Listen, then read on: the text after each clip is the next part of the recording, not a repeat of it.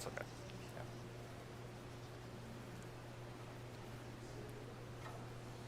My name is Garrett Ross. I'm the director of the Apollo Music Festival, and I'm so happy to be back here. We're all happy to be back here performing the next 2 weeks.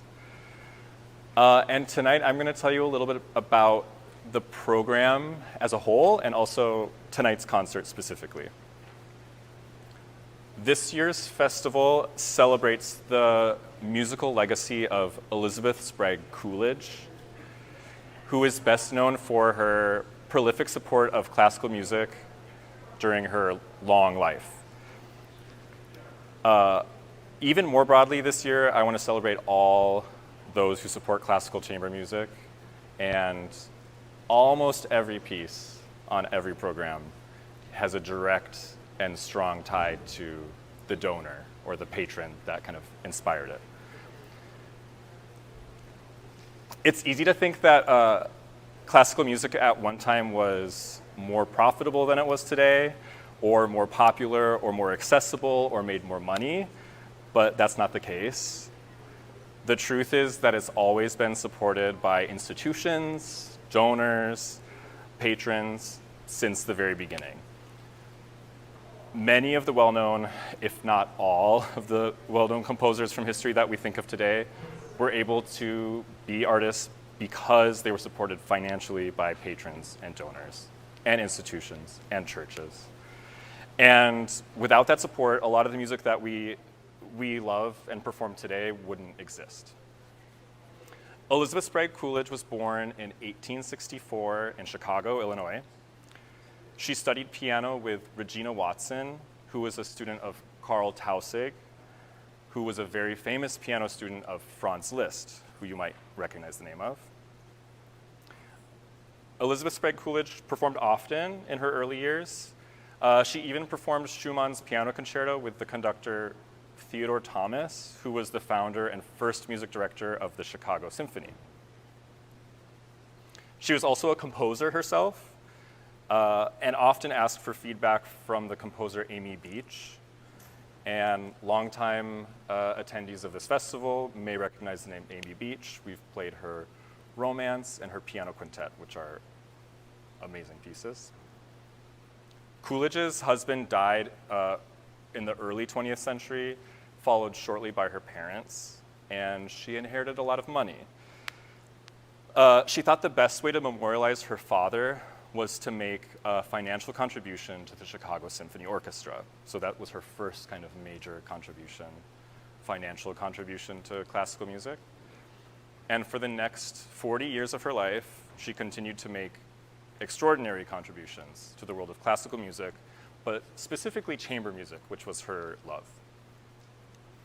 She set up many different avenues to support chamber music. In 1924, she partnered with the Library of Congress to establish the Elizabeth Sprague Coolidge Foundation that organized concerts and commissioned new chamber music. And it continues to this day to commission new chamber music. In 1932, she established the Elizabeth Sprague Coolidge Medal for, quote, eminent services to chamber music. She also commissioned many pieces directly herself. The Britten String Quartet that you'll hear this evening was commissioned by Coolidge directly. Over her lifetime, she also commissioned works by composers such as Samuel Barber, Bela Bartok, Aaron Copland, Maurice Ravel, Igor Stravinsky, among dozens others. And that list of composers is basically 20th century in classical music. So she helped support so many composers that we still perform and love today. Almost every concert this season will feature a piece that was directly commissioned by or dedicated to Elizabeth Sprague Coolidge. Finally, she also supported some musicians directly. So in the 1930s, she decided to provide Frank Bridge a regular salary so that he could focus on composition. At the time, he was performing a lot and doing gigs, and she thought that the best way to help him would just to give him money so he could compose. And we're going to hear a violin sonata next week that was born from that arrangement. Okay, so tonight's concert, the first half is the first string quartet of Benjamin Britten. Benjamin Britten is widely regarded as one of the most important English composers of the 20th century. Longtime listeners here at the Apollo Music Festival may remember a song cycle that Alan Dunbar and I performed called The Songs and Proverbs of William Blake. Born in Suffolk in 1913, Britten began composing at the age of 7. At age 15, composition lessons were arranged for him with the composer Frank Bridge, who I was just talking about, who will hear his violin sonata next week. Britten was Bridge's favorite student. He quickly became a big deal and very successful.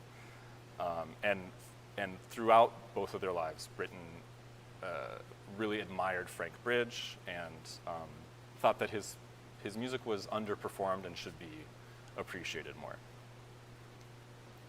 In 1941, the 27-year-old Benjamin Britten was living in Escondido, California, just outside San Diego. Britten left England as a conscientious objector when World War II broke out. So it was here in California that he wrote this string quartet under the commission of Elizabeth Sprague Coolidge.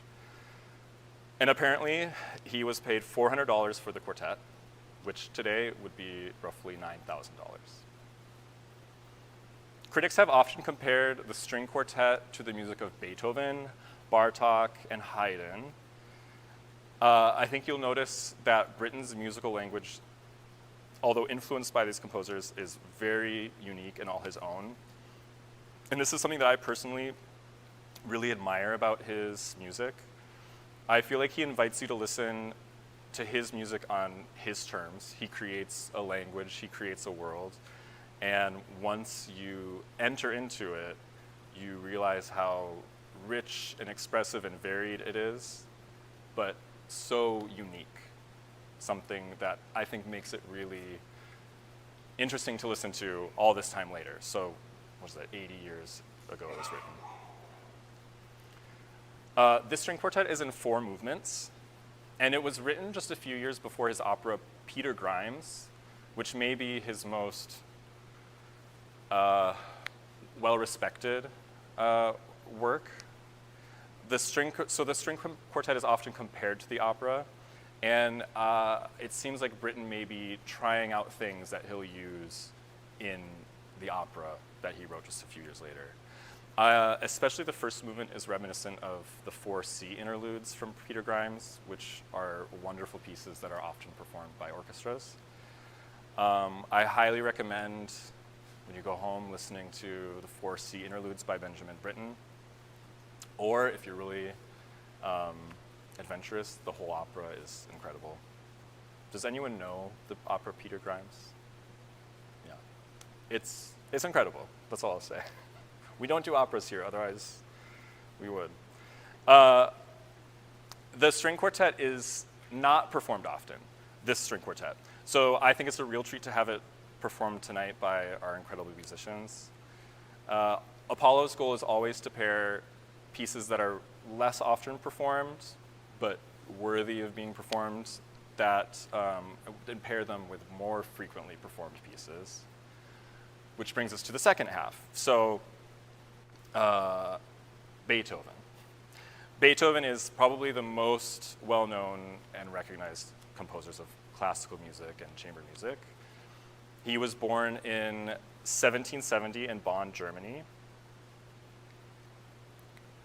In 1803, the Archduke Rudolph of Austria began taking piano lessons with Beethoven. Beethoven at the time was very famous. And he took composition lessons as well. And the two struck up a friendship. Rudolph became a supporter and patron of Beethoven, supporting him financially for a long while. Beethoven, in the end, dedicated 14 compositions to Archduke Rudolph. Tonight's piece is probably the most notable of that. It's nicknamed the Archduke Trio after Archduke Rudolph. The moniker was not its original title. It was added after because it was dedicated to Archduke Rudolph. A lot of music was dedicated to Rudolph. Some of his most beloved works, including his Fifth Piano Concerto, the Les Adieux Piano Sonata, and his Mass, the Missa Solemnis. The Archduke Trio is in 4 movements. The final 2 movements are connected attacca, or without pause. The piece itself is on a pretty large scale. A performance takes between 40 and 45 minutes total. The first movement is in a traditional sonata form, although all the forms that he used in each movement is kind of expanded. And for me, he expanded it in a way that composers like Schubert would do after him. There's a lot in this trio that reminds me of Schubert. The second movement is a scherzo. Scherzo is the Italian word for joke. And often a scherzo is a very short little movement, kind of like in between, but again, he expands it, puts it on a larger scale. So I want you to listen in the scherzo for all the contrasts. The opening of the scherzo is very kind of traditional, playful character, but then suddenly he switches to a chromatic, like slithering, like complicated music out of nowhere. And that shifts abruptly to some loud bombastic music, and that shifts abruptly to a repetitive rhythmic pattern in the piano, which is interrupted by the strings, which shifts abruptly back and forth and back and forth. And those contrasts aren't too unusual for a scherzo, but when it becomes such a large scale, the scale itself almost becomes the joke, because he keeps repeating things over and over. You almost get lost in it. Like, it reminds me of like a hall of mirrors or like a maze. So I want you to listen for that, and I want you to find his joke. I think there's a lot of jokes, but I'm curious what you will hear as the joke. The third movement is, in my opinion, some of the most beautiful music that Beethoven ever wrote. It's a very tender, expressive, slow movement theme with variations. And again, it's on a larger scale with variations that are written in a way that makes it feel like he just doesn't want it to ever end. And then the third movement goes without pause into a very bright last movement that ends with flourish and energy. And that's tonight's program. We do have just a minute or two. I wanted to see if you have any questions at all about tonight's program or about the Apollo music in general. We have maybe time for 1 or 2 questions, or if you don't have any questions, that's also fine. Yes?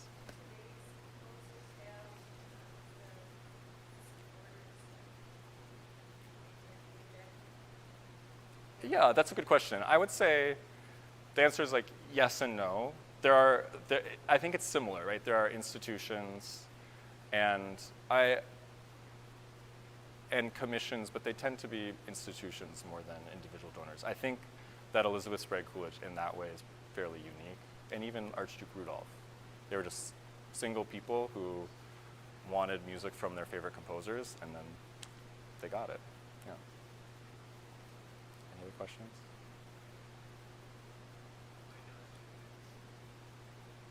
Tonight? We've done Stravinsky here, but not this season.